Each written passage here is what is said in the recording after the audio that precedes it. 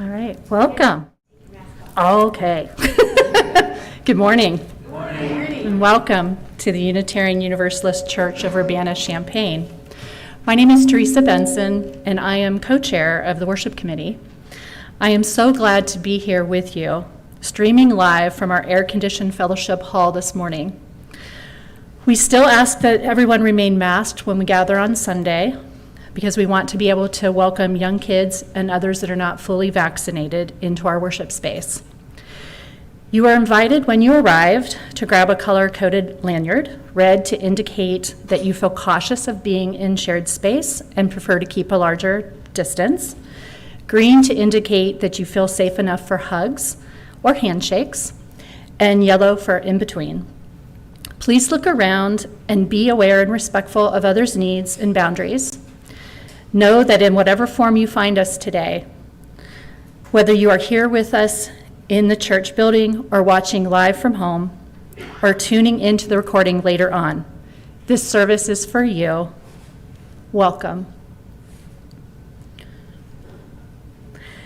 As we wrap up the three-part series on addressing climate change based on the book, All We Can Save, we reflect on what consciousness created this crisis and what consciousness will change it. If Einstein was correct when he stated no problem can be solved from the same level of consciousness that created it, then we will need to move past a rugged individualism and a materialistic consumer culture to a more inclusive community effort that takes into account the human and the more than human world. Gus Speth, environmental attorney and advocate who co-founded the Natural Resources Defense Council, has stated, "I used to think that the top environmental problems were biodiversity loss, ecosystem collapse, and climate change. I thought that 30 years of good science could address this. I was wrong. The top environmental problems are selfishness, greed, and apathy. And to deal with these, we need a cultural and spiritual transformation. And we scientists don't know how to do that." Today, we will hear from two of our own cultural and spiritual transformation. I should back up. We're going to hear from one of our congregants and one of the individuals in our community. We had a change in order of service. We have Cindy Shepard from Faith in Place who will be offering a reflection. So we'll hear from two individuals from our community who have been engaged in activism to bring about cultural and spiritual transformation at the local, state, and national level in order to positively address climate change. Our hope is that sharing of their experiences will activate you to find your unique gift to offer our community in the face of climate crisis. And I just want to make an announcement. Every Sunday we do our shared joys and sorrows, and wanted to let you know there's still time to make your own contribution to our shared joys and sorrows for later in the service. And to do that, just email your message to joysandsorrows@uucuc.org. Or if you are here in person, there are note cards for handwritten joys and sorrows, which will be collected. I'm gonna ring this bell.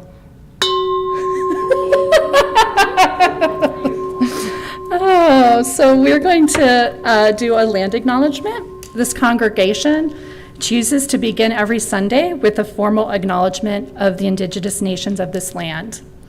This is a practice that connects us to the history of this place and our own responsibilities as stewards and members of a wider community.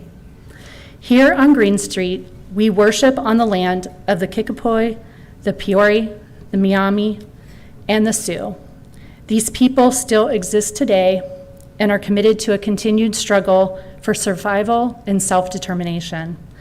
Wherever you are this morning, I invite you now to take a breath and consider the history and peoples of the land you are resting on. We'll take a moment of silence.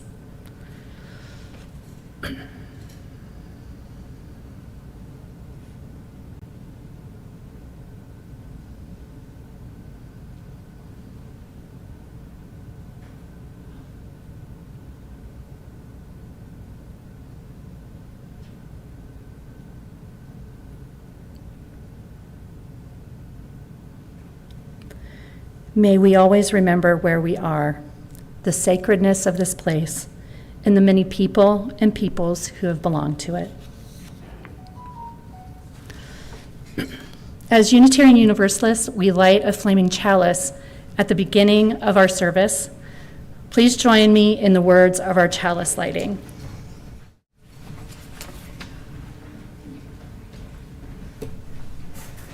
Good morning, beloved ones. It's good to always dress special when you come to church. You never know when you're going to be called forward to be on TV. So good morning to you at home, and good morning, family. You are very loved, whoever you are, and we're glad you're with us. I wanted to just also slip in a special good morning from myself to Reverend Cindy Shepard and her partner, Tim. When a colleague is in the house, it's always gives that a little extra special. Cindy's given so much through our community through the years. We're really honored to have you both with us this morning. And thank you to our lay leaders who are leading our service. Thank you for what you're bringing to us, this awareness that is so powerful and important for our planet and humanity's existence. On that note, I'd like to lead us all in our chalice lighting. It is a magnificent thing to be alive in a moment that matters so much. Let us proceed with broken, open hearts, seeking truth, summoning courage, and focusing on solutions.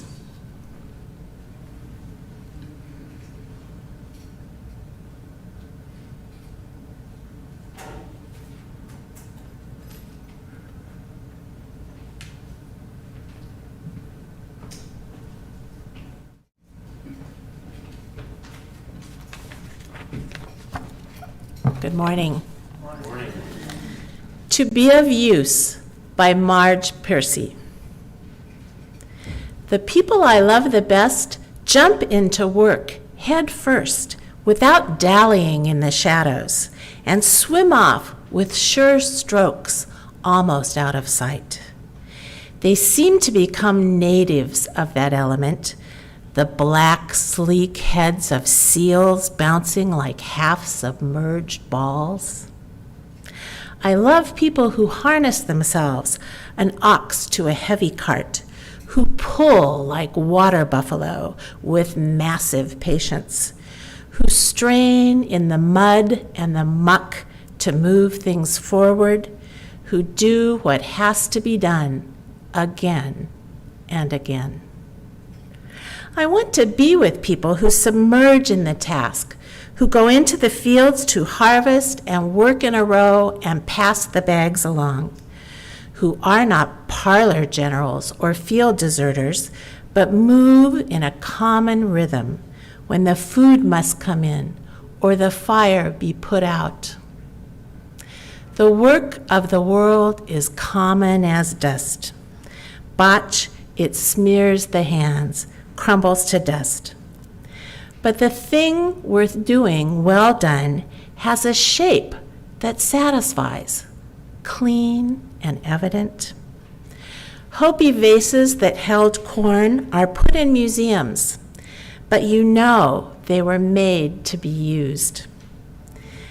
The pitcher cries for water to carry and a person for work that is real.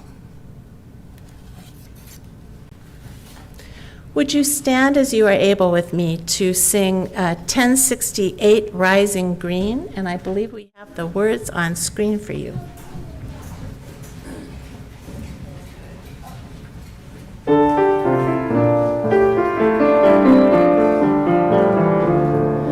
My blood doth rise in the roots of yon oak, her sap doth run in my veins, boundless my soul like the open sky, where the stars forever have lain, where the stars, where the stars, where the stars forever have lain. I'm so glad to have you join me.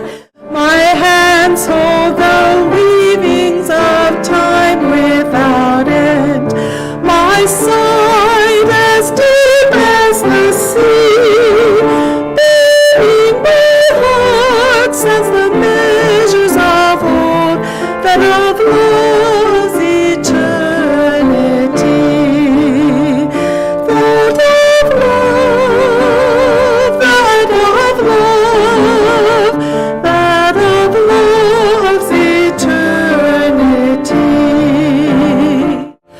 I feel the tides as they answer the moon, rushing on a far distant sand. Winging my song is the wind of my breast, and my love blows over the land. And my love, and my love, and my love blows over the land. My foot carries days of the old into new. Our dreaming shows us the way. Wonders our face and us deep in the earth, rising green to bring a new day. Rising green, rising green, rising green to bring a new day.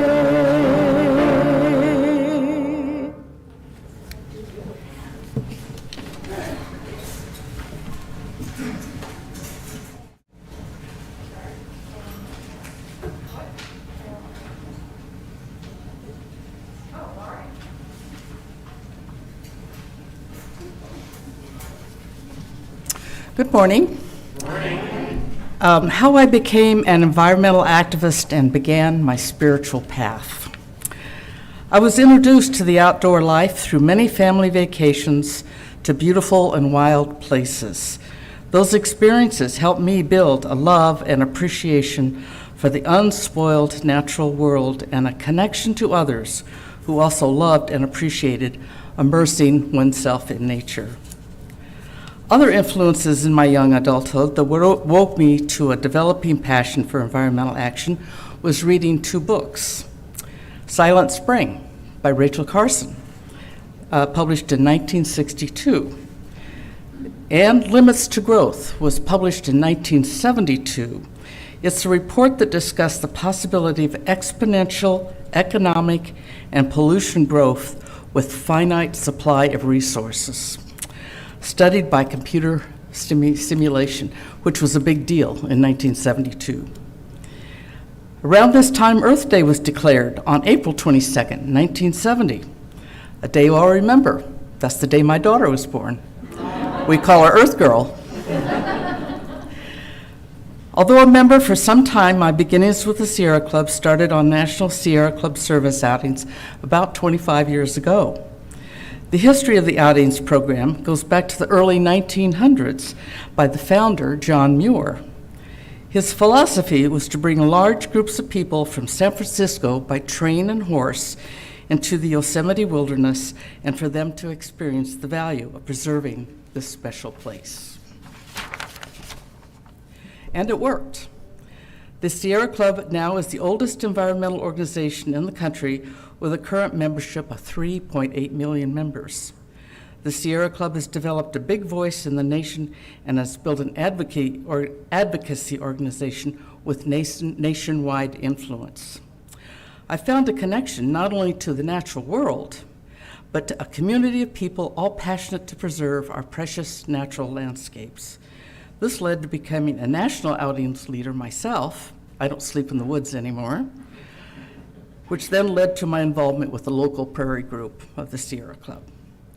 Through this involvement in local issues, I learned the importance and effectiveness of political action by building power through coalitions with people and organizations with similar goals.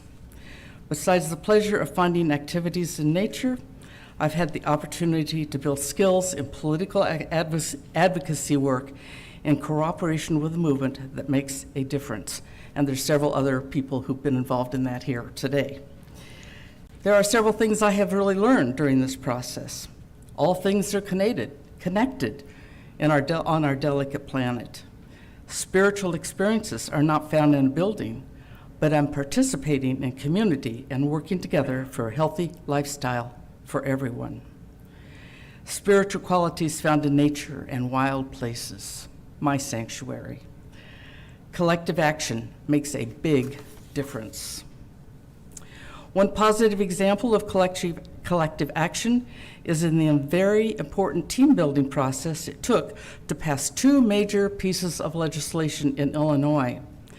The 2015 Illinois passed the Future Energy Jobs Act, called FEJA, and built on that was followed by the Clean Equity Jobs Act, called CEJA, that was passed last fall. One of the main pillars of CEJA is supporting low-income and vulnerable populations from the polluted and unhealthy conditions that are too often located in these areas. Passing these two pieces of legislation put Illinois on the forefront of moving toward clean energy future with the promise of curbing greenhouse gases while also providing well-paying jobs. This only happened after many people and groups came together for the multi-year effort to pass this forward-thinking bill. These are challenging times that require hope, faith, and community to keep moving toward a goal of preserving our planet for future generations. The Sierra Club has given me that community and taught me the importance of working together toward common goals for the benefit of everyone. Climate change is the existential crisis of our time, and it is an urgent crisis. It will take not only being aware of our own personal practices to live lightly on the planet, but it will take everyone working together toward a common goal. My activities with the Sierra Club have given me that beacon and guidance to keep me moving forward. It has given me hope that we can change things for the better, and has given me the direction and training to do just that. And I'll end with two quotes. This one, "The future of life on Earth depends on our ability to see the sacred where others see only the common." And that's John Denver. "I only went out for a walk and finally concluded to stay till sundown. For going out, I found, was really going in." John Muir.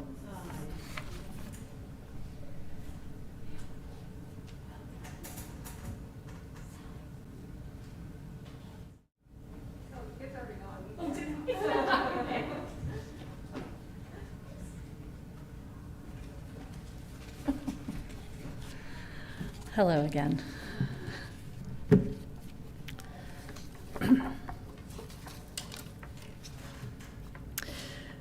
Each Sunday, we make space to share the joys and sorrows closest to our hearts.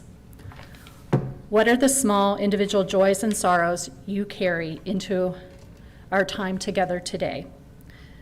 Let them rise to the surface now, and if you wish me to share them aloud, there is still some time to send them in to joysandsorrows@uucuc.org, or if you are here in the hall, you can write your joys and sorrows on a card and pass it on the outside aisles where an usher can collect. Together we are going to sing our blessing song, Long Time Son, and then I will share aloud the joys and sorrows of this community.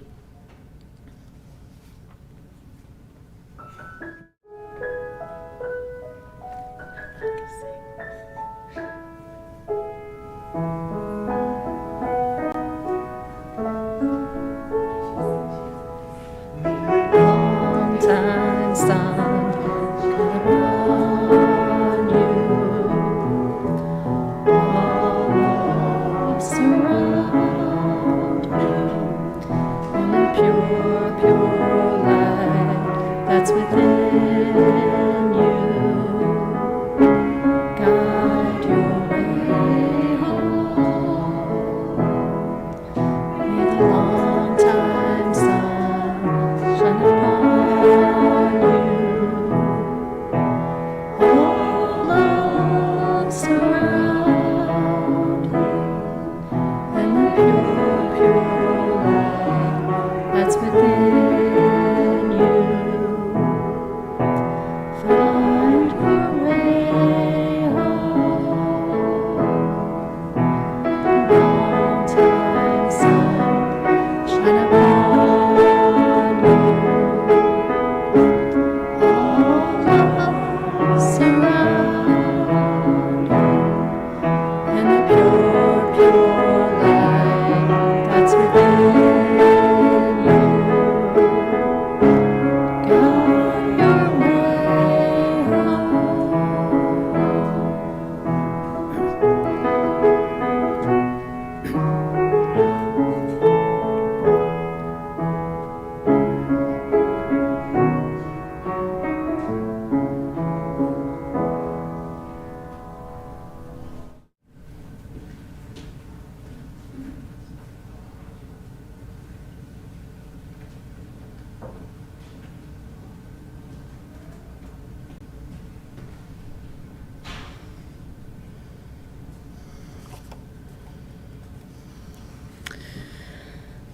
A sorrow.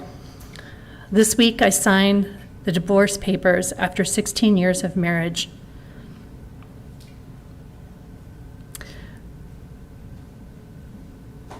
My person decided to be unencumbered by a relationship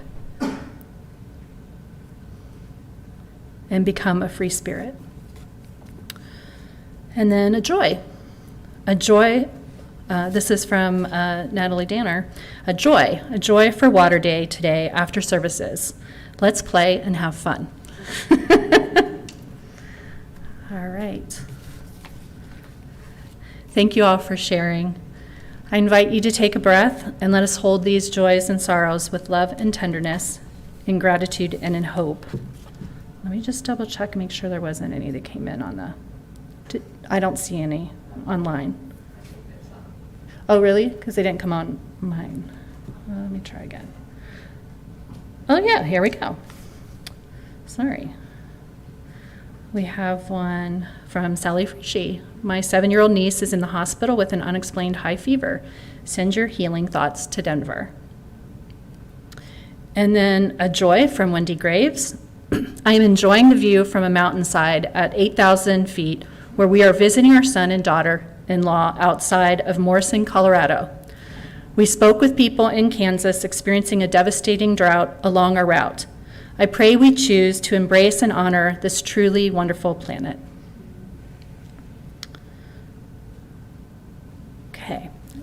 I'm sorry if I missed any. If I missed any, I'm sure they'll show up in our weekly newsletter, but that's what I'm seeing so far. And again, I just want to thank you all for sharing and invite you to take a deep breath to let us hold these joys and sorrows with love and tenderness, in gratitude and in hope. No matter the joys and sorrows you carry in your heart today, spoken or unspoken, I pray that you feel the love of this community stretching between us and beyond us in this moment. And I pray that we always find in it whatever it is we need most. Amen.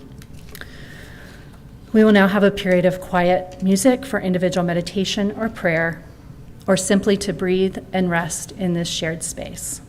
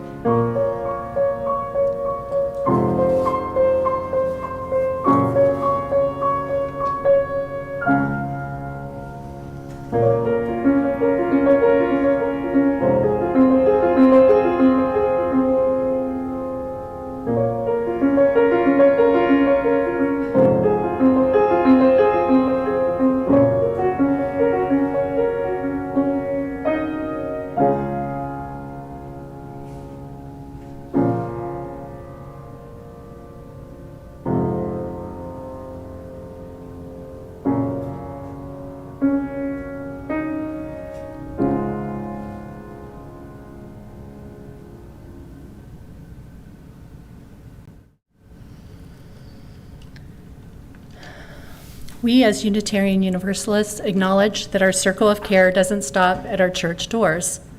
We are deeply connected to the community we find ourselves in and to the wider world.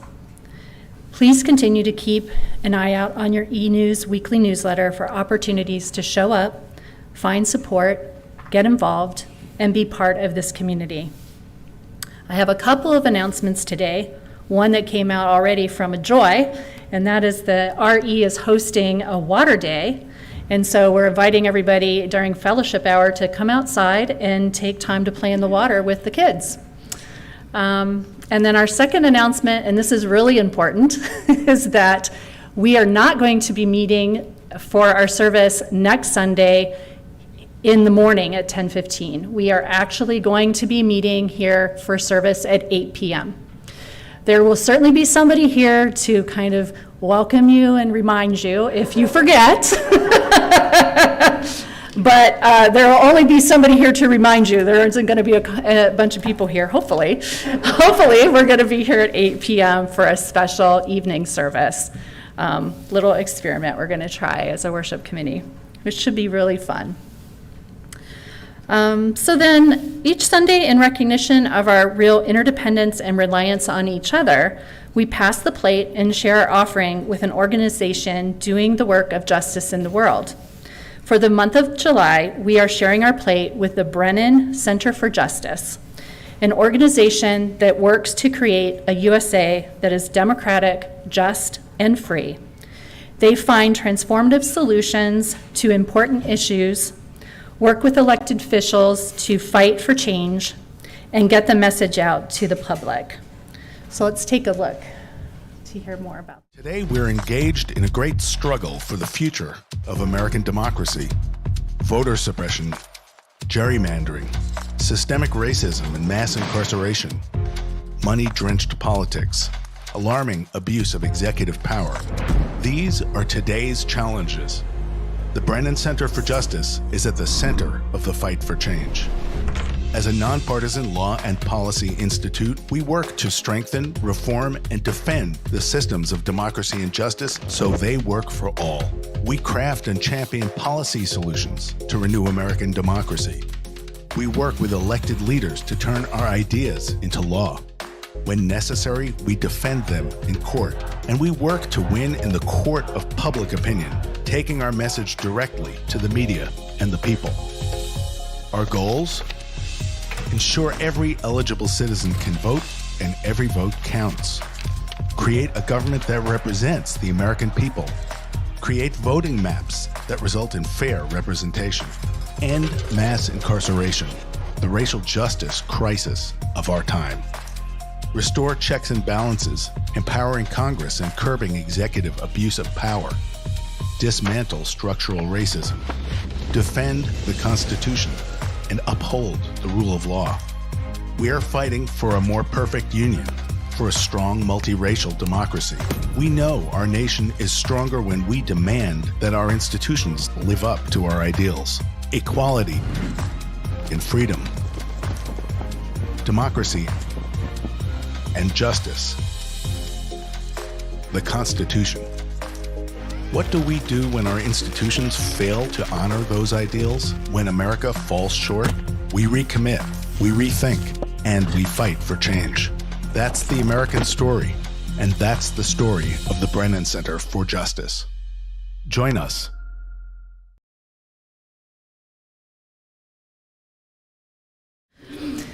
So you can give by text or through online portal on our website, or if you're here in the sanctuary, the basket will be passed, and checks can be made out to the Unitarian Universalist Church of Urbana-Champaign with a memo line indicating that it should be in today's shared plate.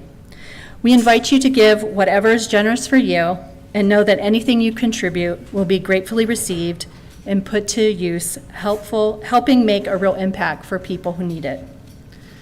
And the offering is now being taken.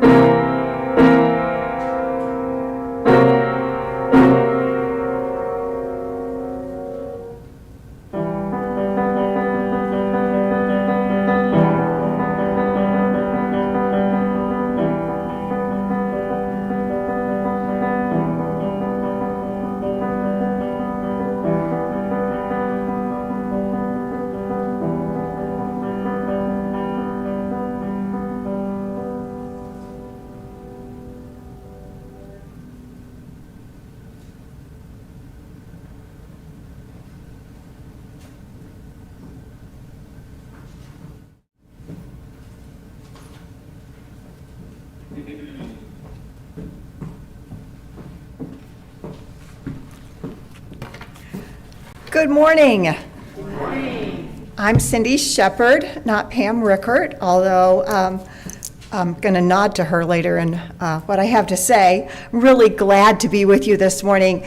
10 years ago, I looked it up on my calendar, the Unitarian Universalist Church of Urbana-Champaign allowed me, a Presbyterian small church pastor with maybe a few small ideas in my head, and also the world's oldest living intern from a fledgling environmental organization called Faith in Place, to come here. Right over there, we sat around a table for 6 weeks, I think it was, and had sort of a modified Bible study called Just Eating, which was about how healthy eating and healthy planet was connected. And I was a little bit nervous and awkward at first, I will have to tell you, some of you probably remember. A little bit afraid of these wild-eyed, leftist-leaning UUs. Oh, but you were so smart and so gracious and so accepting. And of all the congregations where I led that study, you had hands down the best food. I am still trying to perfect the kale and cranberry salad that some of you brought more than once. It was so good. And I'm still working on it, and I need a little help. So afterwards, if you know the secret to the sauce, I would like to talk to you after the service. All right? I'm glad to be back. I'm glad to speak with you about what working with you and with other people of faith have taught me about the solutions to our global climate emergency and to all the intertwined crises that we face, we find ourselves in at this moment in time. At Faith in Place, we say that the environmental movement needs people of faith to become leaders in environmental justice. The environmental movement needs people like you and people from other diverse religions to restore the health of our communities and of our planets. And I have 3 reasons why people of faith need to step up right now and be leaders. The first one is that people of faith have practice in connection. You're here this morning, right? You're connected to one another. You're connected to a community. And Alice talked so beautifully about connection that I'm going to just skip the next 2 paragraphs of what I was going to say and just say that practice in community is an incredible antidote to the selfishness and individualism that have gotten us in the mess that we are in right now. Seeing that individual change has to be connected, has to be embedded in community change and ultimately into policy change, as Alice also spoke about. That starts with changing how we understand our own connections, and people of faith have already started that transformation. The second thing that I think makes people of faith incredibly powerful environmental justice leaders is that people of faith have curiosity. Because you are already sure of your connections to one another, your connection to the home that we all share, our common home, as Pope Francis says, then we have the courage and the curiosity to ask big questions about the things that we don't know for sure. We can ask, as Pam Rickert is asking right now, does it really make sense to build a CO2 pipeline hundreds of miles at the cost of millions of dollars so that we can sequester greenhouse gas? Is that really the way to go? Or should we just cut our greenhouse gas emissions and maybe plant more trees? People of faith can ask those kind of questions. They're not swept away by our technological prowess and the scientific possibilities. The industrial answers that got us here need someone to question whether those same industrial solutions can get us out. I loved the quote that we started with, that Teresa started with, about how the consciousness, it's what's needed is not a change in technology, but a change in consciousness. And I was reminded that Andre Lorde, the poet and essayist, put it a little more bluntly when she wrote an essay called "The Master's Tools Will Never Dismantle the Master's House." People of faith have the standing and the practice to be curious about proposed solutions, and we need that curiosity in the leadership of the environmental justice movement. And the third thing that I think makes people of faith incredible environmental leaders is that we are practiced in being careless. And by careless, I don't mean that we're practicing being sloppy or that we're practiced in not caring, doing things in a sort of haphazard manner. But I do think that being part of traditions that are in some cases hundreds, in some cases even thousands of years old, gives us a perspective that recognizes the right thing, doing the right thing, moving in the right direction may not immediately result in perceivable solutions, results. We are trained by the history of our own faith communities to know that sometimes it takes a long time. It takes more than a lifetime to see that we are making any difference at all. And after 10 years with Faith in Place, I have found that this has happened to me often enough that I'm starting to pay attention. And I wanted to share the most recent example because it was so sweet to me. I got an email this last week from a name that I didn't recognize. There are becoming more and more names that I don't recognize as I get older. I'm sorry. But here's what the email said. Several years, you may not remember me, true. Several years ago, you visited my environmental studies class and spoke to us about the importance of environmental activism and the climate movement. Later that year, we traveled to Springfield with you and several of you. We traveled with Springfield with you to help speak to our local representatives about the climate crisis and the need for the Climate and Equitable Jobs Act, CEJA, in Illinois. I cannot overstate how enlightening that entire experience was. I am now an incoming student to the University of Illinois, Urbana-Champaign, and I'm looking to major in natural resources and environmental sciences. And hopefully, in the future, I'll be able to help contribute to the climate movement in my professional career as dutifully as you have in yours. You just don't know. We just never know. But we expect to not know, and we expect to keep doing as people of faith. So how do we tap those superpowers of connection and curiosity and carelessness? I think that Faith in Place's organizational model has a suggestion that I'm just going to pass along to you, colleague to colleague, friend to friend. Our organizational model is based on houses of worship hosting an active green team.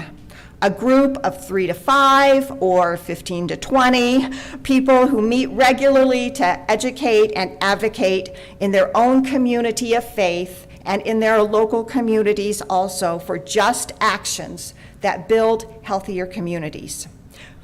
You had an active green team when I first came and sat here and did the Just Eating program with you.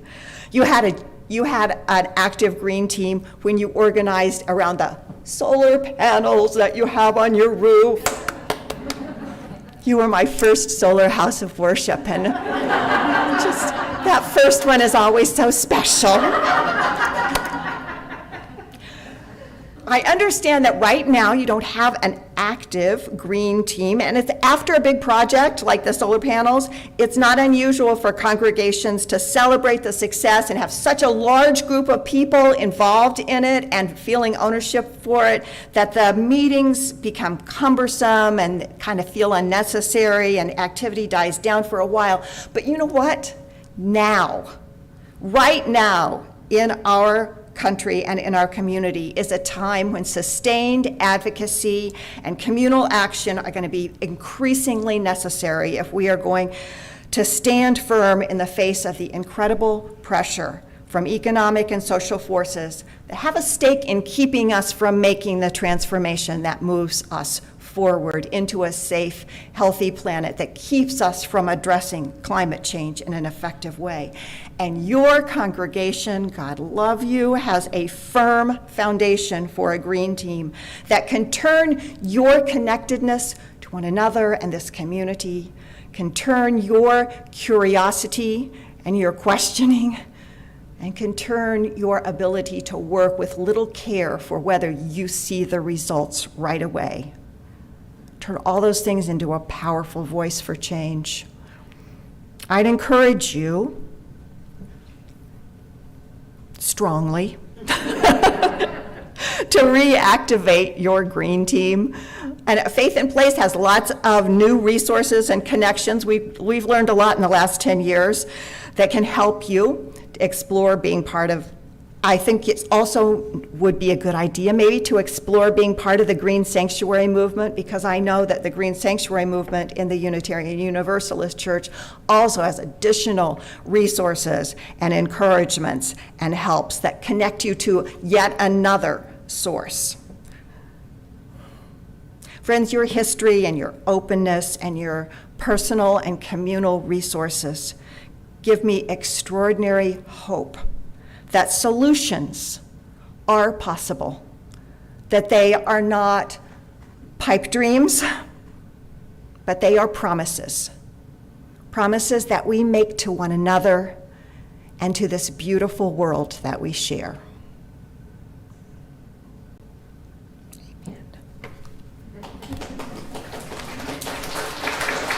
I want that kale recipe.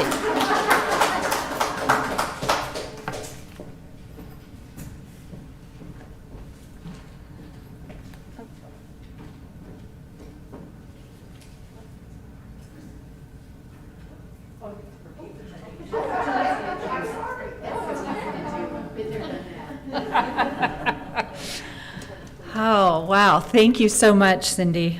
And thank you, Alice. So I just want to take a moment to do a little bit of reflection and closing words. First, I just want to really thank Janet. It was such an honor to spend this past year meeting with Janet and Alice and Natalie and Jocelyn and talking about All We Can Save. And it was that conversation that led to this series. And so I'm hoping that people are starting to think about how they can be involved.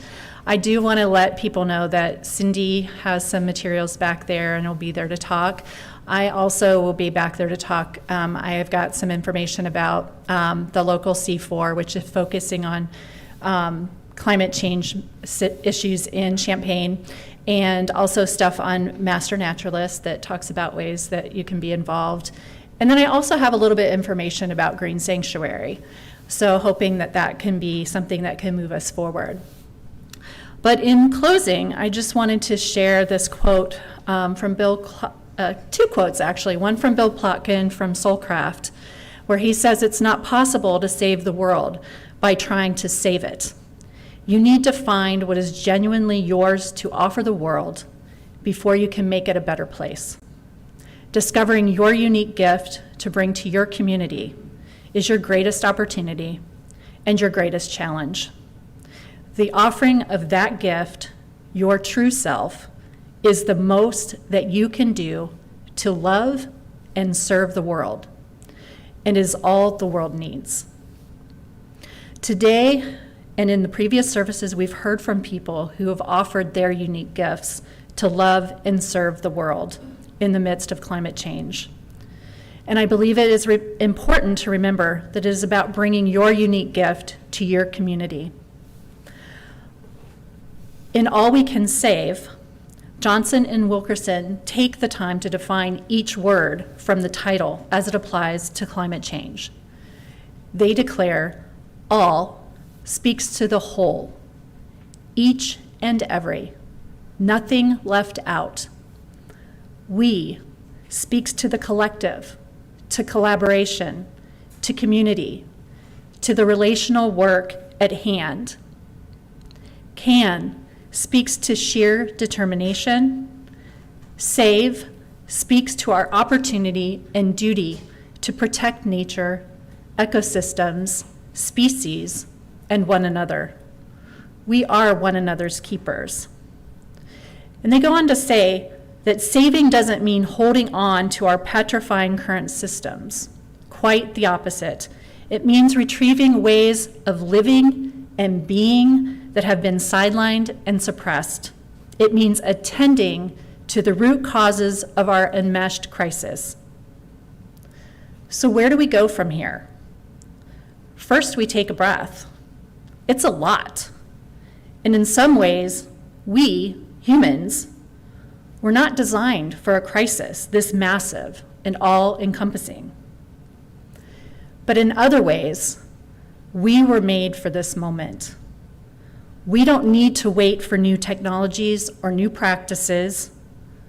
We just need to get to it, removing barriers to solutions, accelerating their implementation, and expanding their reach, while actively stopping the sources of this crisis. Let's move forward with love, not conquest, humility, not righteousness, generous curiosity, not hardened assumptions. It is a magnificent thing to be alive in a moment that matters so much. Let's proceed with broken open hearts, seeking truth, summoning courage, and focusing on solutions.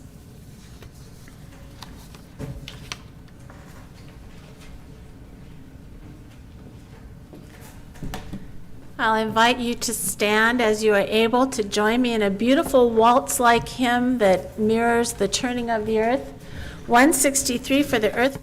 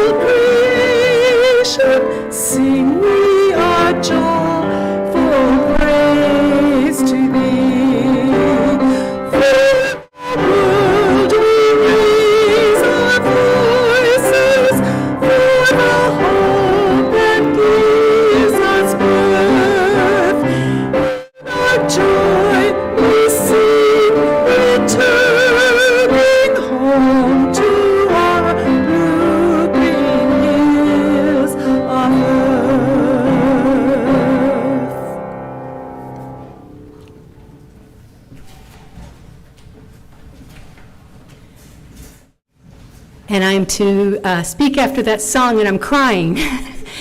Teresa, thank you. And Alice, thank you. Cindy, thank you. July 1, we officially started interim year. Come with me, and together in our time, let's do this work. Let's bring our power together to send this church off like a rocket into space, into this interim work, so that together this earth that we love so much, our mother, will be sustained. I'm very emotional from this service. Thank you so much. Okay. This is really, really matters. And this is on our shoulders together, but we are joined by so many across the globe. Let's do this from this day forward. You with me? Okay. Please join me in the words of our chalice extinguishing. Some of us have read these words many times. Together, let's read them and take them in as though we've never heard them before, shall we? We extinguish this flame, but not the light of truth, the warmth of community, or the fire of commitment. These we carry in our hearts until we are together again.